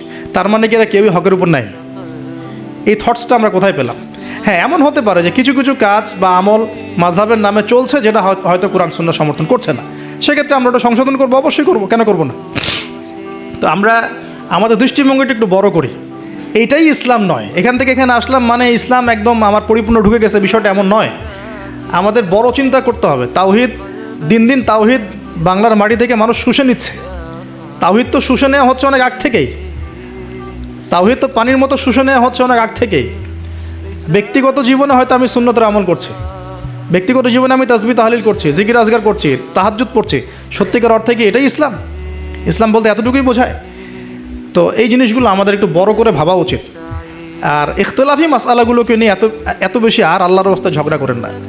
অলরেডি মসজিদ ভাগ হতে হতে হতে হতে আমরা মানে এমন একটা সময় ছিল যখন সবাই বলতো যে এইগুলা বাতিল, এইটাই হক। নাম বলছি না আমি, XYZ এগুলো বাতিল, এইটা হচ্ছে হক। তো পরে দেখা গেলো হকের মধ্যে হক, হক ক, হক খ, হক গ, হক ঘ, এগুলো শুরু হয়েছে এখন। আর আপনি কোথায় যাবেন? তো এখানে একটা ভালো দৃষ্টিভঙ্গি এরকম যে আমরা সবার প্রতি শ্রদ্ধা রাখতে পারি, আমরা সবার মতাদর্শের প্রতি শ্রদ্ধা রাখতে পারি তো কমসে কম, যে হ্যাঁ ওই ভাইয়ের কাছে কিছু দলিল আছে, আমার কাছেও আছে, তার দলিলটা কতটুকু অথেন্টিক, আমারটা কতটুকু অথেন্টিক না, এই গভীরে ঢোকার মতো জ্ঞান তো আমাকে অর্জন করতে হবে। আমি দু চারটা বই পড়ে কী বা শিখে ফেললাম? এমন দু চারটা বই পড়ে আমি কী বা শিখে ফেললাম? আর যে রেফারেন্সগুলো দেয়া আছে বইয়ের নিচে, ওই রেফারেন্সগুলো ঘাটার মতো যোগ্যতা আমার হয়েছে কি না? মনে করেন একটা বই পড়ছেন, নিচে আপনার একদম সব বুখারী মুসলিম লেখা, তো এই বুখারী মুসলিমের ভিতরে ঢোকার যোগ্যতাটা কি আপনার হয়েছে কিনা, বা ওইটার উসুল আপনি বোঝেন কিনা, ওই হাদিসটা সত্যি সত্যি ওই মাসআলা সাবিত করে কিনা এটা আপনি বোঝেন কিনা, বা ওই হাদিসটাকে নিয়ে ওই দলিলটাকে নিয়ে আপনি কি অন্য কোনো মুহাক্কিক আলেমের কাছে গিয়েছেন কিনা, তাদের জবাবটা শুনেছেন কিনা। আমরা অনেক ছোট জায়গায় আছি ভাই। আমি একটু খোলামেলা কথা বলছি, আমরা এখন অনেক ছোট পরিসরে চিন্তা করছি। ইসলামের এগেনস্টে যারা কাজ করছে ওরা অনেক বড় করে চিন্তা করছে, ওরা দিন দিন মানুষকে অমুসলিম বানাচ্ছে। আপনি একটু সফর করেন না, আল্লাহ পাক তো বলেছেন সফর করো, জমিনে ঘোরো, দেখো দিনের ফানজুর কাইফা কানা আকিবাতুল মুকাদ্দিবিন, আল্লাহ পাক ঘুরতে বলেছেন, দেখতে বলেছেন। সফর করে দেখতে থাকেন যে কি অবস্থা চলছে। আমরা বিশ্বাস করেন মানে আমরা ঢাকায় যে বাসা থাকি, ওই বাসার সামনে যে গলি, ভাড়া বাসা আমাদের, আমরা প্রায় দেখি যে 10 জন 20 জন ছেলে পেলে আড্ডা মারে গোল গোল করে। তো প্রথমে ভাবলাম যে মেয়েটে দেখে হয়তো, ছেলেরা তো এগুলোই করে না। পরে দেখলাম ওই 5 মিনিটের মধ্যে একজন গাজা বানায় ফেললো আর 4-5 জন টানে টানে শেষ।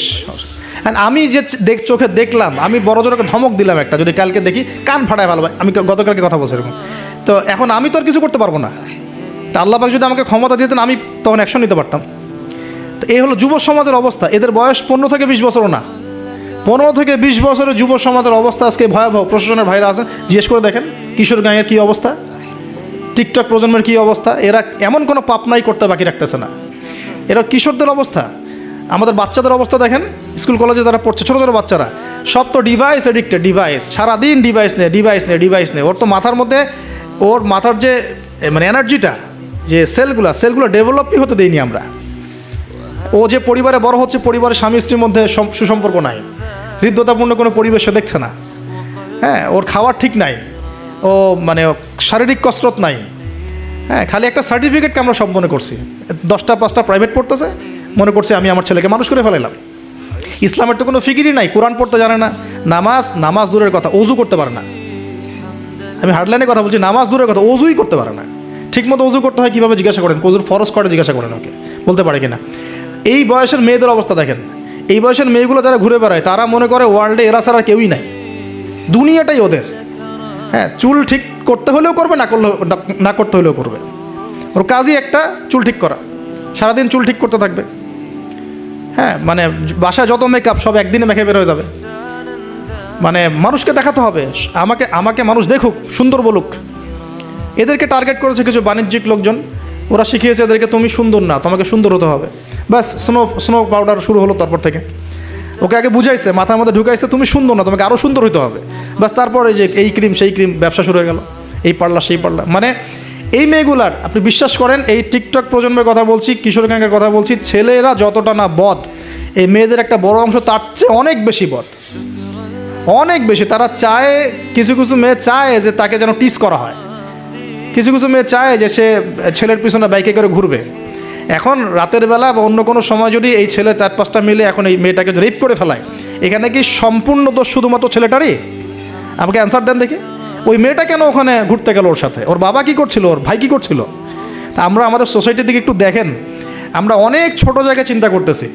এই যে আপনি হাত বাঁধে নিয়ে পড়ে আসেন না, পায়ে পা নিয়ে পড়ে আসেন, আর আপনি বলছেন আমারটা সই, ওরটা ও খারিজি হয়ে গেছে, ও ভণ্ড হয়ে গেছে, ওই হয়েছে। এগুলা খুবই কনজাস্টেড চিন্তা। আপনার চিন্তাটা অনেক ছোট লেভেলের। আপনি যখন ওয়ার্ল্ডকে চিনতে শিখবেন, অর্থনীতি বুঝতে শিখবেন, ওয়ার্ল্ডের ফেতনাগুলো রিকগনাইজ করতে শিখবেন, আপনি নিজেকে লজ্জা পাবেন যে আমি কী বলে আসছিলাম এতদিন। আর আমরা তো জানি, আমরা ওই লাইন কিন্তু ঘেটে আসছি। আপনি কোন জায়গায় চিন্তা করছেন, কোন জায়গায় আপনার চিন্তা থেমে যাবে, ওটা আমি জানি। ওর পর থেকে আমি আপনাকে চিন্তা করতে বলতে পারবো। ঠিক আছে, অনেক ডিপে আছে। পুরো ওয়ার্ল্ড নিয়ে ভাবেন, দেখেন আমাদের সোসাইটিগুলোর দিকে তাকান, আমাদের ইয়াং জেনারেশনকে দেখেন, আমাদের শিক্ষার দিকে দেখেন না একটু। আমাদের এই যে যুব সমাজ সামনে বসে আছে, জিজ্ঞাসা করেন যে এই 15-20 বছর তারা পড়াশোনা করেছে, তারা কতটুকু কোরআন শিখেছে, কতটুকু হাদিস শিখেছে। আমাদের এখানে অনেক সিনিয়র ভাই আছেন, আমাদের পিছনে অনেক বরেণ্য ব্যক্তিরা আছেন, তারা এখন আফসোস করেন যে আমাদের বয়স 40 হয়ে গেছে, কোরআন শিখতে পারি নাই, 40টা হাদিস তো পড়তে পারি না, হুজুর এটা কী হবে, ওইটা কী হবে। তো এটা আপনি জিজ্ঞাসা করা মানেই তো এটা লজ্জাজনক যে আমি তাহলে কি করলাম সারা জীবনে। তাহলে শিক্ষা ব্যবস্থার মধ্যে কোথায় সংস্কার দরকার আমাদেরকে ভাবতে হবে এগুলো, বা আমাদের যারা কর্তৃপক্ষ আছেন তাদেরকে বোঝাতে হবে জিনিসগুলো। অর্থনীতি নিয়ে কি বলবো, এটা নিয়ে বলার তো কিছুই নাই, সব জায়গায় সুদ আর সুদ। অনেক দিন আগে যে বলেছি ক্যাশলেস সোসাইটির কথা, এই ক্যাশলেস সোসাইটি এখন বাস্তব। আপনি চায়নায় যান, আপনি কোনো ক্যাশ পাবেন না চায়নাতে কোনো ক্যাশই নাই, আপনাকে সব ডিজিটাল মানিতে লেনদেন এক্সচেঞ্জ করতে হবে। পুরো ক্যাশলেস সোসাইটি একটা, এবং এর চার্জের ফলে মিনিটেই মানুষ কোটিপতি হয়ে যাচ্ছে, মিনিটের মধ্যে মানুষ কোটিপতি, জাস্ট চার্জ কাটতে কাটতে কাটতে কাটতে কোটিপতি হয়ে গেছে। ইলেকট্রনিক মানি তো আসছেই, যখন ক্রিপ্টোকারেন্সির যুগ চলে আসবে তখন দেখবেন যে কী অবস্থাটা হয়। তা আমাদের ইকোনমিক্স সেকশনের এই মানে কি বলবো, যে আধুনিকায়নই বলেন অথবা আধুনিকায়নের শুরুতে সমস্যাগুলো, এগুলো ফাইন্ড আউট করার মতো আলেম ওলামারও ঘাটতি আছে। যখন সমাজে ক্লাসিক্যাল ট্র্যাকের বাইরে কেউ কথা বলে তখন হাসে, হ্যাঁ হাসে যে কী বলতেছে এগুলা, গোল্ড কয়েন, দিনার দিরহাম, এগুলো আবার কি বলে। অথচ দিনার দিরহামের কথা রাসূল সাল্লাল্লাহু আলাইহি ওয়াসাল্লামের সময় থেকে আসে। কতদিন বোঝানোর চেষ্টা করলাম, হ্যাঁ কতদিন যে বোঝানোর চেষ্টা করলাম যে ভাই 10 লাখ টাকা বাসায় রেখে দেন, দেখেন টাকার মান কমে না বাড়ে। আর যদি 10 লাখ টাকার সমপরিমাণ জমি থাকে আপনার, এটার মান বাড়বে না কমবে, এতটুকু বোঝাতে পারতেছি না। যে এগুলো সাস্টেইনেবল কোনো অ্যাসেট না।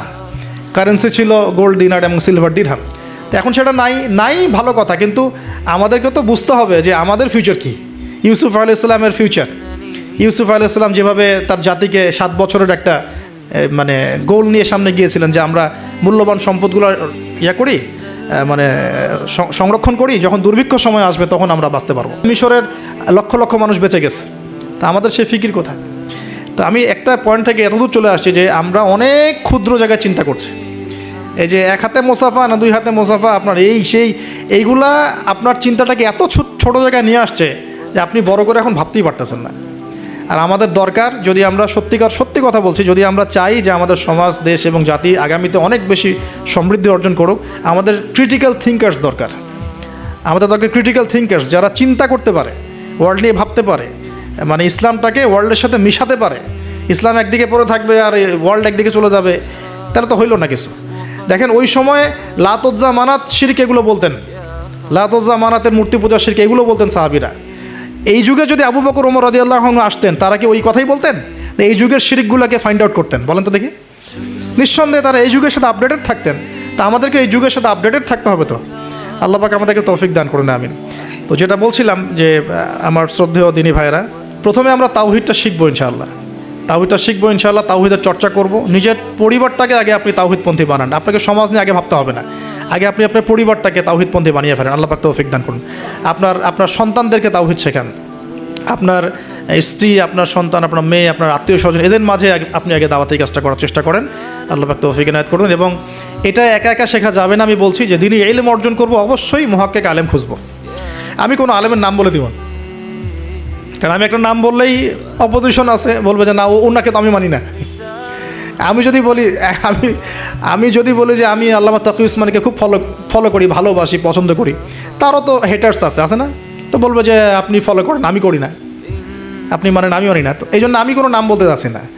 আপনি আপনার বুঝ অনুযায়ী, আপনার কাছে সারা ওয়ার্ল্ড ঘেটে যে মনে হয় যে না এই আলেম হকের উপর আছেন, তার কথাগুলা ভালো, তার ইলমি গভীরতা ভালো, তিনি সাম্প্রদায়িক না বা ইত্যাদি, তিনি হকের উপর আছেন, হক বলতে দ্বিধা করছেন না, হক বাতিলের সাথে মিক্স করছেন না, মানে আপনি বুঝেন, আপনাকে তো আল্লাহ পাক মেধা দিয়েছেন, আল্লাহ পাক তো আপনাকে বিবেক দিয়েছেন, আপনি বোঝার চেষ্টা করেন। তবে আমি রিকোয়েস্ট করবো একটা জিনিস এখানে, যে আপনি আলেমদেরকে দলে দলে ভাগ করে দিয়েন না, এবং আলেমদের মধ্যে সাম্প্রদায়িকতা সৃষ্টি করেন না, আলেমদের মধ্যে শত্রুতা বাড়ায় দিয়েন না। আপনি মৌমাছির মতো হন, এটা আমার নসিহত, আপনি মানবেন কি মানবেন না আপনার বিষয়। আমি এটা ফলো করার চেষ্টা করি, যে আমি নিজেকে একজন মৌমাছি মনে করি। আমাকে যদি বলেন যে এই যে রিক্সাওয়ালা রিক্সা আমাকে নামিয়ে দিল বাসায়, তার কাছেও আমার শেখার কিছু আছে। আপনি যদি মৌমাছি হন, আপনি এখান থেকে শিখতে পারবেন, অবশ্যই শিখতে পারবেন। এরকম অনেক শেখা আমরা শিখেছি। এখানে হাবিবে নাজ্জার ইতিহাসে জাজল্যমান হয়ে থাকলো, কিন্তু ওই রাজার নাম ইতিহাসে আসে নাই। একজন কাঠমিস্ত্রির নাম ইতিহাসে জাজল্যমান হয়ে থাকলো। হাবিবে নাজ্জারকে আল্লাহ পাক বললেন যে উদখুলুল জান্নাহ, জান্নাতে ঢোকো। সে বলছে ইয়া লাইতা কওমি ইয়ালামুন, হায় আমার কওম যদি জানতো জান্নাত কত সুন্দর জায়গা। অতএব প্রিয় ভাইরা, মৌমাছি হয়ে যান, যেখানে হক পাবেন, ভালো ভালো দিনই ইলম পাবেন, আপনি সেটা নেওয়ার চেষ্টা করেন। পরে আস্তে আস্তে যখন আপনার ম্যাচুরিটি বাড়তে থাকবে, আপনি বুঝবেন যে আসলে কোনটা হকের সবচেয়ে বেশি কাছাকাছি। আপনি ধরেন মেডিকেল সায়েন্স পড়েছেন, ইঞ্জিনিয়ারিং পড়েছেন, এখন আপনি বোঝেন না যে ক্লাস 8, 9, 10-এ কোন জায়গায় গ্যাপ ছিল, বুঝতে পারি না আমরা। এভাবে আস্তে আস্তে গ্র্যাজুয়ালি আপনি যেতে থাকেন, এক পর্যায়ে আল্লাহই আপনাকে সেই এলেম, প্রজ্ঞা, হিকমা দিবে, আপনি চূড়ান্ত লেভেলে বুঝতে পারবেন যে হ্যাঁ এইটা ঠিক আছে, এখানে থাকলে কোনো সমস্যা নেই অ্যাটলিস্ট। আর বাংলাদেশে যত হকপন্থী ওলামায়ে কেরাম আছেন, হোক সালাফি ঘরানার বা হানাফি ঘরানার বা ইত্যাদি, হক সবার মধ্যেই আছে। তবে কিছু কিছু ব্যক্তি আছে, উভয় ঘরানারই কথা বলছি, কিছু কিছু ব্যক্তি যারা আমানতের সাথে খেয়ানত করছেন। তো ওই জিনিসটা বুঝতে হলে আপনাকে ওই লেভেলে যেতে হবে। আপাতত আপনি সব ওলামায়ে কেরামকে শ্রদ্ধা রাখেন, শ্রদ্ধা রেখে আপনি ইলম অর্জনের চেষ্টা করেন, যেটা আপনার কাছে পাচ্ছেন, আপনি আপনার শহরে পাচ্ছেন, আপনার কাছাকাছি পাচ্ছেন। আর একটা রিকোয়েস্ট করবো যে অনলাইনে আহলুল ফেসবুক ওয়াল ইউটিউব হয়ে যাবেন না। তো ফেসবুক ইউটিউব দেখে দিন শেখা যাবে না। ফেসবুক ইউটিউব দেখে আমরা মাঝে মাঝে কিছু তথ্য নিতে পারি, কিন্তু এই জগৎটা ইহুদি খ্রিস্টান দ্বারা নিয়ন্ত্রিত এবং একটা ফিতনার জগৎ। এখানে জিবরাইল আলাইহিস সালামকে চুবাই দেন, মানুষ তাকেও গালি দেওয়া শুরু করবে। হ্যাঁ, এখানে যে কোনো নবীকে নিয়ে আসেন, মানুষ তাকেও গালি দেওয়া শুরু করবে। এটা যে এত জঘন্য একটা জায়গা, এখানে কাউকে আর ভালো মানুষ রাখে নাই কেউ। যে কোনো আলেমের নাম বলেন, আমি তার ব্যাপারে 10টা খারাপ বের করে দিতে পারবো, আর আমার ব্যাপারে 11টা পারবো আর কি। ঠিক আছে, যে কোনো মানুষের কথা বলেন, কাউকে ভালো রাখে নাই। তো এইখান থেকে এলেম নেবেন না। এখান থেকে আপনি হয়তো কিছু তথ্য পাবেন, আবার তো সব তথ্য কিন্তু সঠিক না। এখানে রাতকে দিন বানানো যায়, দিনকে রাত বানানো যায়। ঠিক আছে, তো আপনি আলেমের দ্বারস্থ হবেন, তার কাছে যাবেন, সিলেবাস বলবেন যে আমি এই লেভেলে পড়েছি, আমার জেনারেল লাইনে এই পর্যন্ত পড়া হয়েছে, আমি এখন এই পড়াশোনা করছি, আমাকে একটা আমার মতো করে সিলেবাস গড়ে দেন। দেখবেন আলেমরা কিন্তু একটা সিলেবাস আপনাকে আপনার লেভেলে করে দিবে আর কি। আমার লেভেলের সিলেবাস আপনার সিলেবাস এক হবে না, কিন্তু আমার লেভেলে যে সিলেবাস, আমাকে যে সিলেবাস করে দেওয়া হচ্ছে, সেটা কিন্তু আপনার মতো হবে না, আপনারটা আমার মতো হবে না। আপনাকে আমি যদি বলি, আপনাকে প্রথমে দেওয়া হবে কোরআন তেলাওয়াত শেখার ব্যাপার, নুরানি শিখবেন আপনি আগে, তারপর নাজেরা শিখবেন, তারপর আপনি হিপসে কিছু অংশ হিপস করবেন, তারপরে আরবি, যে এসো আরবি শিখি টাইপের বইগুলো আছে, এসো সরফ শিখি, এসো নাহু শিখি, এগুলো শিখবেন, ক্লাসিক্যাল অ্যারাবিক ল্যাঙ্গুয়েজ শিখবেন, তারপরে আপনি এবারত পড়ার যোগ্যতা অর্জন করবেন, দেন আপনি আস্তে আস্তে হাদিসের কিতাবগুলো মোতালা করবেন, এইভাবে যাবেন, সিরাত পড়বেন। কিন্তু সবার সিলেবাস তো একরকম হবে না। এই সিলেবাস ভিত্তিক পড়াশোনা না করলে, বিক্ষিপ্ত পড়াশোনা, আজকে এই বই, কালকে ওই বই, কালকে সেই, একদম মাথাটা ম্যাসাকাট হয়ে যাবে। এই বিক্ষিপ্ত মাথা দিয়ে আপনি না কিছু চিন্তা করতে পারবেন, না সত্য মিথ্যা বুঝতে পারবেন। তখন আপনার মাথাটাকে যে কোনো দিকে নিয়ে যাওয়া সম্ভব। আমার মাথা এত সহজে যে কোনো দিকে নেওয়া সম্ভব হবে না ইনশাআল্লাহ, বিকজ আমি এগুলো সব ঘাটাঘাটি করেছি। এমন একটা কথা বললেই আমি ফট করে গ্রহণ করবো না, কিন্তু আমি কিন্তু বিষয়টাকে অনেক গভীরে গিয়ে যাচাই বাছাই করে তারপর সিদ্ধান্তে আসার চেষ্টা করব। কিন্তু যারা বিক্ষিপ্ত মানসিকতার, যে কোনো দিকে নেবেন, বাতাস ওই দিকে দৌড়ানো শুরু করবে আর কি। এবং বাংলাদেশে যে চরমপন্থার যে একটা ব্যাপার আছে না, চরমপন্থী একটা আকীদার ব্যাপার আছে, এইটা এই বিক্ষিপ্ত মানসিকতারই ফলশ্রুতিতে হয়েছে। তারা যদি কনস্ট্রাকটিভ সিলেবাসে পড়াশোনা করতো না, তাদের মানসিকতা এমন হতো না, কিন্তু উগ্র হতো না। তারা বুঝতো, সমাজ বুঝতো, রাষ্ট্র বুঝতো, বিশ্ব বুঝতো, ওইভাবে তারা ইসলামকে নিয়ে যাওয়ার চেষ্টা করতো। আল্লাহ পাক আমাদের সবাইকে এই বুঝগুলো অর্জন করার তৌফিক দান করুন। আমি আসলে অল্প সময়ে অনেক বেশি কথা বলতে চাই, হয়তো একটু এলোমেলো করে ফেলছি। তো তাওহীদের চর্চা, পরিবার, সমাজ, আস্তে আস্তে আত্মীয়দের মধ্যে, এবং দ্বীনি ইলম অর্জন, ওলামায়ে কেরামের সোহবত, এই কথাগুলো বেসিক কথা।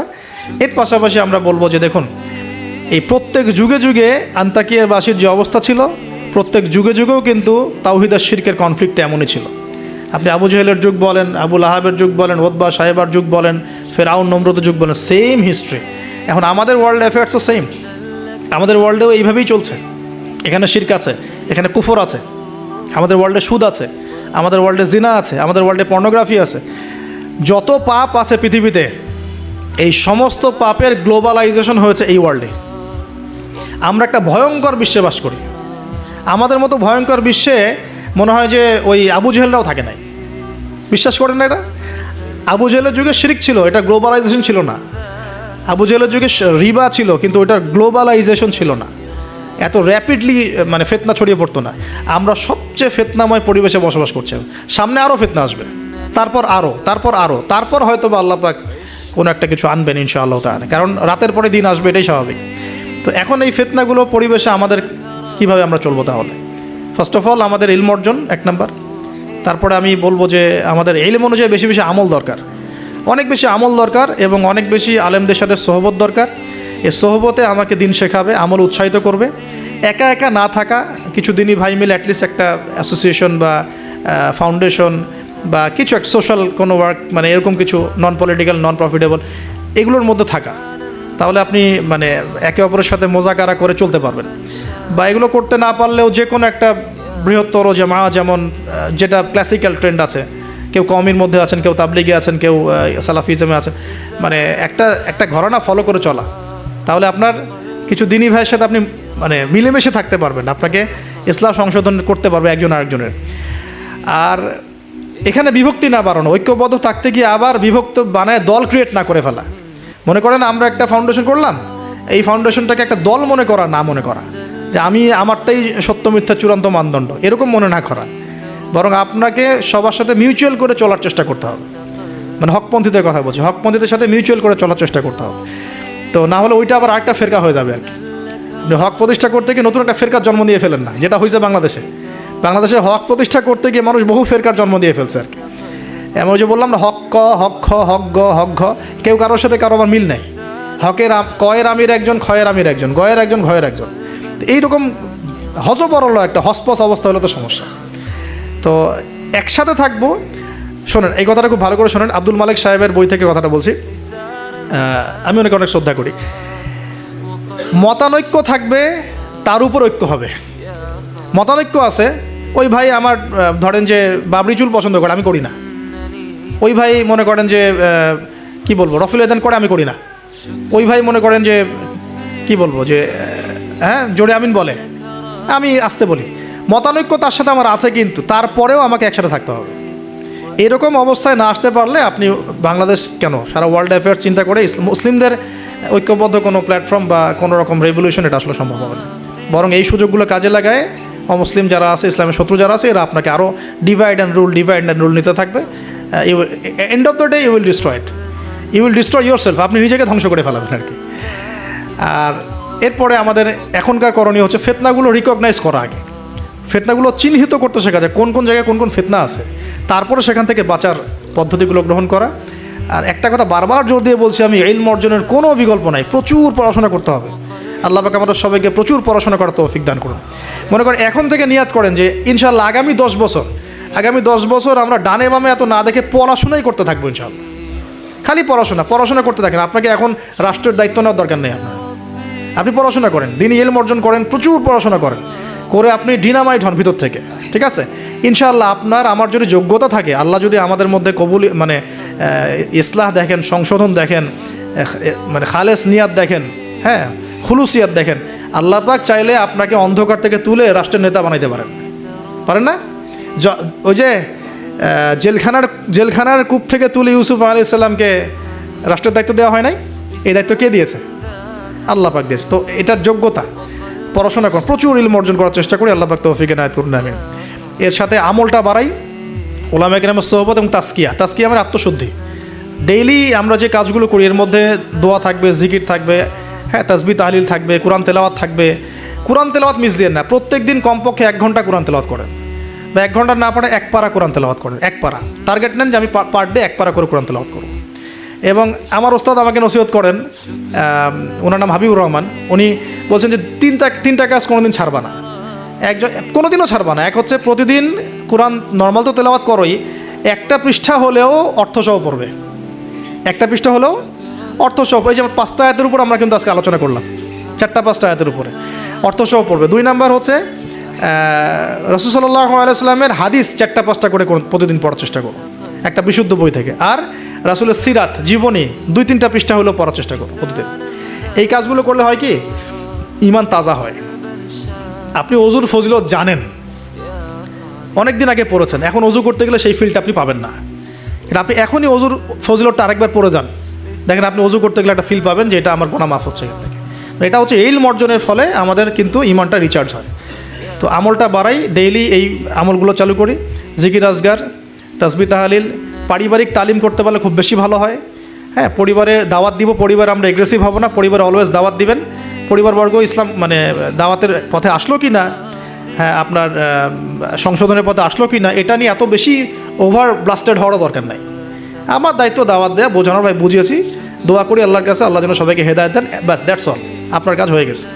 এরপরে আমরা আমাদের সামর্থ্য অনুযায়ী দাওয়াতি কাজ অব্যাহত রাখবো। হয়তো ওলামায়ে কেরামের সোহবতে বা যেভাবে করছেন আলহামদুলিল্লাহ, প্রতিষ্ঠিত কোনো জামায়াতের মধ্য দিয়ে অথবা ক্লাসিক্যাল ইসলামিক ট্রেন্ডে যেভাবে কাজ করছেন আলহামদুলিল্লাহ, এই কাজগুলোকে সমন্বয় করাটাই চ্যালেঞ্জ। বাংলাদেশে প্রচুর কাজ হয় ইসলামের। আল্লাহ পাক কাকে যে কবুল করবেন, আমি খুব মনে মনে দোয়া করি আল্লাহ পাক যেন একজন যোগ্য মানুষকে কবুল করেন, যিনি এই দিন ইসলামের যে কাজগুলো দেশে চলছে এগুলোকে যেন ইউনাইটেড করতে পারে আর কি। এইটা চ্যালেঞ্জ আর কি। কাজ যে হচ্ছে না তা না, কাজ প্রচুর হয়, দিনই কাজ প্রচুর। আমাদের মসজিদের অভাব নাই, মাদ্রাসার অভাব নাই, মক্তবের অভাব নাই, কিন্তু বিশ্বাস করেন যে ওই যে ইসলামের ইকামাত, ওই ইকামাতের ছিটা ফোটাও নাই আমাদের মধ্যে। অতএব এটাকে আমাদের মধ্যে আল্লাহ পাক যেন যোগ্য ওমরের মতো কোনো মানুষকে দিয়ে কবুল করে নেয়, আমিন। আল্লাহ পাক আমাদেরকে এই যুগের আবু বকর, ওমর, ওসমান, আলী হওয়ার তৌফিক দান করে নেয়, আমিন। তো শেষ কথা হলো যে এই জিনিসগুলো আমরা পরিবারে এস্টাবলিশ করার চেষ্টা করি, হালাল খাই, রিজিকের মধ্যে আমরা একটু হালালত্বের চেষ্টা করি, হারাম থেকে বাঁচার চেষ্টা করি। মেয়েদের থেকে সতর্ক থাকেন। আপনার রিজিকের সামর্থ্য হয়ে গেছে, আপনি বিয়ে করে ফেলেন, কিন্তু কোনো রকমের হারাম কোনো সম্পর্কের দিকে যাবেন না। খুবই খারাপ জিনিসটা। যার মধ্যে জিনা ঢুকে যাবে সে কখনো আল্লাহর মারেফত অর্জন করতে পারবে না। যার মধ্যে জিনা ঢুকে গেছে এর মনটা পবিত্র হতে পারবে না। তো মনের মধ্যে শয়তানি কিলবিল করবে, মনটা পবিত্র হতে পারবে না। পর্ন দেখার অভ্যাস থাকলে বাদ দেই। মেয়েদের দিকে তাকালে চোখ নিচু করার অভ্যাস করার চেষ্টা করি। আমি তো আপনাদের শহর ঘুরে ঘুরে আসলাম একটু আগে, তো এখানে তো চোখের হেফাজত করাটা ঢাকার মতোই কঠিন। তো এখানে আপনাদেরকে আরও বেশি ইমানের পরিচয় দিতে হবে। আমাদের সবাইকে আল্লাহ পাক তৌফিক দান করুন। আমিন। চক্ষু নিচু করা, পারলে বিয়ে শাদী করে ফেলা এবং পর্ন থেকে দূরে থাকা। হয়তো আমরা ইউটিউব ফেসবুকে অনেক মুভিজ দেখি, এটা দেখি, ক্লিপ দেখি, এগুলো বন্ধ করতে হবে। যদি আমরা সত্যিকার অর্থেই চাই যে ইসলাম নিয়ে কিছু করতে, এ যুগের আবু বকর ওমররা যেভাবে চিন্তা করতেন ওইভাবে চিন্তা করতে হবে। আল্লাহ পাক আমাদের সবাইকে কবুল করুন আমিন। আর আমাদের সন্তানদের ব্যাপারে আমরা ফিকির করব, তাদেরকে আমরা কোথায় পড়াবো, কিভাবে মানুষ করব, এই বিষয়গুলো ফিকির করব। একটা ফিকির আমি ঢুকাই দিচ্ছি আজকে। এই ফিকিরটা নিয়ে এত হার্ডলি কখনো বলি নাই, এখন বলছি। সেটা হলো ফিজিক্যালি ফিট থাকার চেষ্টা করব। ফিজিক্যালি ফিট থাকাটা অনেক বেশি ইম্পর্টেন্ট, যেটা আমি নিজে এখন সাফার করতেছি। এই যে মাহফিল টাহফিল, এগুলো ঘুম হয় না, খাওয়া ঠিক নাই, জার্নি এই করতে করতে মানে দেখা যাচ্ছে যে আমরাও ফিজিক্যালি অনেক সময় এই বয়সেও দুর্বল হয়ে যাচ্ছি, মানে ইফোর্ট দিতে পারছি না, ইত্যাদি ইত্যাদি। অথচ রোজা রেখে আমি নিজে, আমার মনে আছে, রোজা রেখে আমি 2 বেলা 2টা ম্যাচ খেলেছিলাম। কি টার্গেট ছিল, তামিম ইকবাল হব, কি একটা অবস্থা। হ্যাঁ, এবং আলহামদুলিল্লাহ অল্প সময় অনেক দূর গিয়েছি। আল্লাহ পাক ওই হিস্ট্রিটা মিটিয়ে দিয়েছেন, আমি শুকরিয়া আদায় করি আল্লাহর কাছে। কিন্তু এখন কিন্তু আমি পাচ্ছি না। আমি এখন আমাদের বাসায় যে রানিং মেশিনগুলো আছে, এগুলোতে দেখা যায় 20-30 মিনিট দৌড়ালে আমি হাঁপায় যাচ্ছি। আমার এখনও মনে আছে যে আমি একটা রংপুর যে ক্রিকেট গার্ডেন একটা আছে, আশরাফুলরা ওই সময় খেলতো, ওইখানে আমরা 10 রাউন্ড দিয়েছি, 10 রাউন্ড। তো এই ফিজিক্যাল ফিটনেসের ব্যাপারটা খুব গুরুত্ব দিচ্ছে এই কারণ আমরা যদি ইসলাম পালন করতে চাই, আল্লাহর ইবাদত করতে চাই, দিনের জন্য কিছু করতে চাই, ফিজিক্যালি ফিট থাকতে হবে। এই জন্য খাওয়ার ব্যাপারে সতর্ক হন। আমরা তো মাশাআল্লাহ একটু আগে খাবার তো মানে আসছি, আমরা আলোচনা শুনতে খাওয়া শুরু করলাম। মানে বিশ্বাস করেন, আমরা গরু খাওয়া মুসলিম হয়ে গেছি।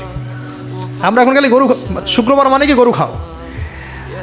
আসল কথা হচ্ছে এই গরু গোশত খাওয়া তো ফরজ না, তাওহীদের উপর থাকা ফরজ, সুন্নাত প্রতিষ্ঠা করা ফরজ।